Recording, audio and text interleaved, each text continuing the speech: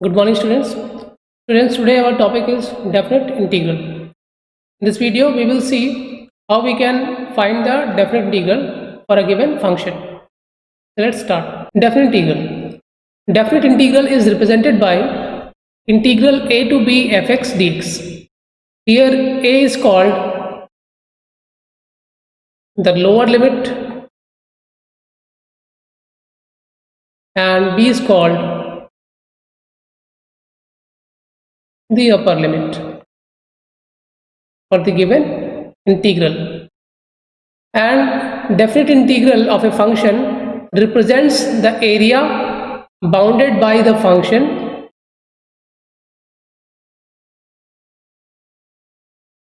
x-axis and the ordinates x is equal to a and x is equal to b.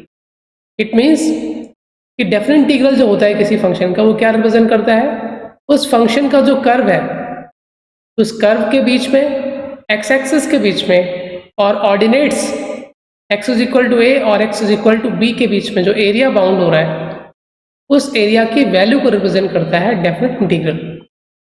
ठीक है, तो यहाँ पे आई की जो वैल्यू आएगी किसके इक्वल आएगी, वो इस एरिया के इक्वल आएगी. अगर ये कर्व क्या है हमारा y is equal to f x है, x is equal to a ordinate को रिप्रेजेंट कर रहा है, ये line x is equal to a और x is equal to b ordinate को रिप्रेजेंट कर रहा है. तो इस क्लोज्ड एरिया में जो एरिया बाउंड हो रहा है उसी के वैल्यू के रिप्रेजेंट कर रहा है. ठीक, तो definite integral represents the area bounded by the function x axis and the ordinates x is equal to a and x is equal to b.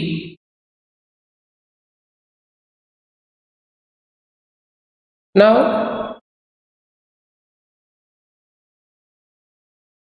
let us see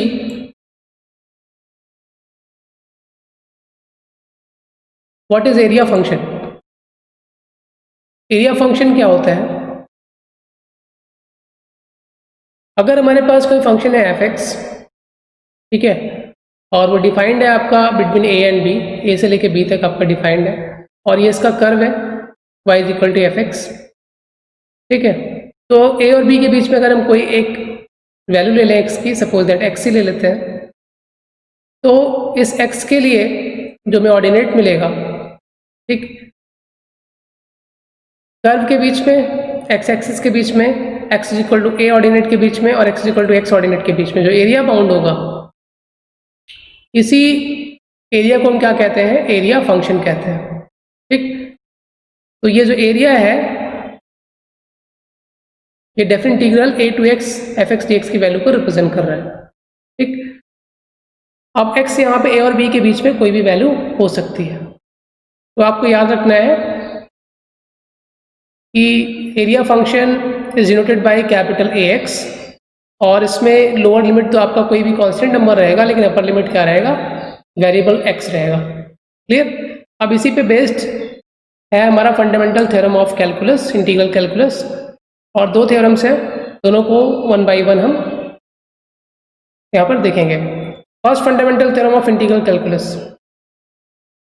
इसकी स्टेटमेंट है कि अगर f जो है हमारा कॉन्टिन्यूस फंक्शन है close interval A B में और ax जो है एरिया फंक्शन है इस गिवन फंक्शन f के लिए, ठीक है, then a dash x is equal to क्या मिलेगा आपको, fx के इक्वल मिलेगा for all x in close interval A B.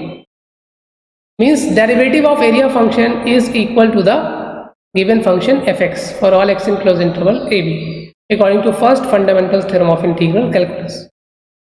Clear? It means if we differentiate this area function with respect to x, then its value will be equal to fx.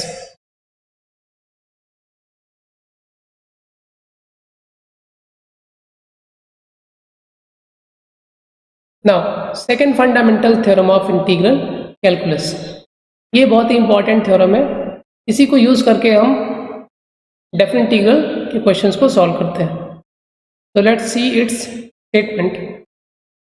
If f be a continuous function defined on the close interval A B, अगर f आपका continuous function है close interval A B में और capital F जो है इस small f function का anti derivative है, मतलब इस एफ को इंटीग्रेट करने के बाद कैपिटल एफ अगर मिल रहा है, then integral a to b f x d x is equal to f b minus f a. इसकी जो वैल्यू आएगी f b minus f a, मतलब अपर लिमिट इसमें रख दें हम इंटीग्रल की, और फिर लोअर लिमिट रख के इसी में माइनस कर दें, तो आपको मिल जाएगी value given integral a to b f x d x की। ठीक, तो अगर इसमें गिवन है कि स्मॉल एफ एक्स का जो एंटी डेरिवेटिव है वो कैपिटल एफ एक्स है, तो इस टाइप से कुछ वैल्यू आएगी इसकी with some integration constant c. तो according to second fundamental theorem of integral calculus, इसकी जो वैल्यू हो जाएगी integral a to b f x d x की, वो क्या हो जाएगी, capital F x plus c limit from a to b, value क्या हो जाएगी, अपर लिमिट रखेंगे पहले f b plus c, c तो कांस्टेंट है कोई इफेक्ट नहीं पड़ेगा, माइनस लोअर लिमिट रखेंगे एफ ए, और सी तो सी रहेगा, सी से सी कैंसिल, और वैल्यू मिल जाएगी हमको f b minus f a. तो this will be the value of the integral. ठीक है, यही वैल्यू मिल रही है, ये बहुत ही इंपॉर्टेंट है। इट मीन्स आपको करना क्या है, डेफिनेट इंटीग्रल फाइंड करने के लिए पहले गिवन फंक्शन का आप इनडेफिनेट इंटीग्रल फाइंड कर लीजिए, और फिर इनडेफिनेट इंटीग्रल जो मिल रहा है उसमें अपर लिमिट रखिए माइनस लोअर लिमिट रखिए। क्लियर? तो let us take an example. ये फर्स्ट क्वेश्चन है यहाँ पे है, इसको इंटीग्रेट करना है, i is equal to integral 2 to 3 x square d x. तो इट मीन्स पहले हम एक्स स्क्वायर का एंटी डेरिवेटिव फाइंड कर लें, यानी कि कैपिटल एफ एक्स फाइंड कर लें। ये स्मॉल एफ एक्स दिया गया है हमको, this is small F x, capital F x find कर लें, मतलब इसका एंटी डेरिवेटिव फाइंड कर लें, फिर इसमें अपर लिमिट रख दें और फिर लोअर लिमिट रख के माइनस कर लें। तो कैपिटल एफ एक्स क्या आएगा, capital F x means integral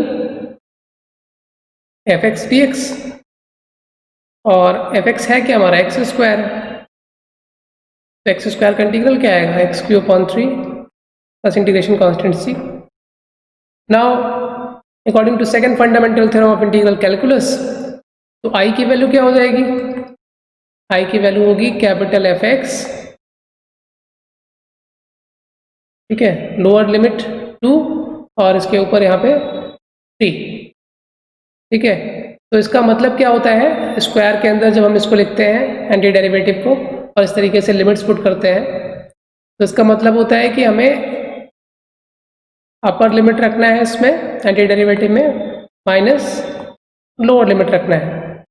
f3 की वैल्यू क्या आएगी, 3q अपॉन 3 माइनस f2 की वैल्यू आएगी 2q अपॉन 3, और c से c कैंसिल हो जाएगा तो उसको यहाँ पे हम नहीं लिखेंगे, और वैल्यू कितनी आ जाएगी, 27/3 मीन्स 9 माइनस 8/3, 9 3 27 माइनस 8 इज 19/3, आई की वैल्यू आ जाएगी। क्लियर? सिमिलरली ये सेकंड क्वेश्चन है, इसको भी सॉल्व कर लेंगे।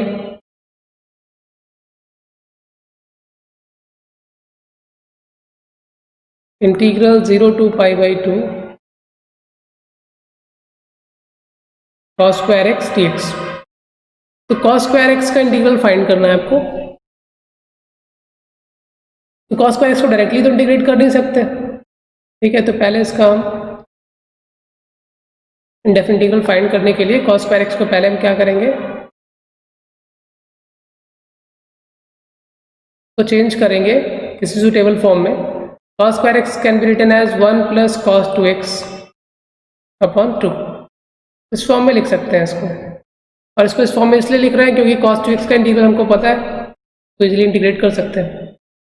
Now the integral is divided into 2 parts, पहला मिलेगा 1/2, दूसरा हो जाएगा cos 2x अपॉन 2।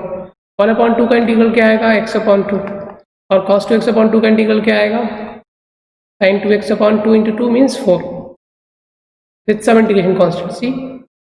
तो ये तो एंटी डेरिवेटिव आ गया, हमें आई की वैल्यू फाइंड करनी है, तो एंटी डेरिवेटिव में हम लिमिट्स पुट करेंगे, 0 to π/2 मीन्स अपर लिमिट पहले पुट करेंगे माइनस लोअर लिमिट, तो f of π/2 minus f of 0। F of pi by 2 क्या आएगा आपका, पाई बाई 2 पुट करोगे तो पाई बाई 4 हो जाएगा ये, plus sign 2 into pi by 2 upon 4। 2 से 2 कैंसिल, साइन पाई 0 होता है, माइनस एफ 0, 0 रखोगे 0 by 2, 0 minus sine 2 into 0 by 4 means 0, तो ये कैंसिल हो जाएगा आपका और साइन पाई क्या हो जाएगा 0, ये वैल्यू आ जाएगी pi by 4, I is equal to pi by 4। तो बहुत ही सिंपल है इसको अप्लाई करना। आप पहले जैसे इंडिफरेंट इंटीग्रल फाइंड करते थे वैसे ही इंडिफरेंट इंटीग्रल फाइंड कर लोगे और उसके बाद फिर उसमें आप upper limit minus lower limit second fundamental theorem of integral calculus को यूज कर लोगे। So using second fundamental theorem of integral calculus, find the definite integral for the given integrals. Thank you.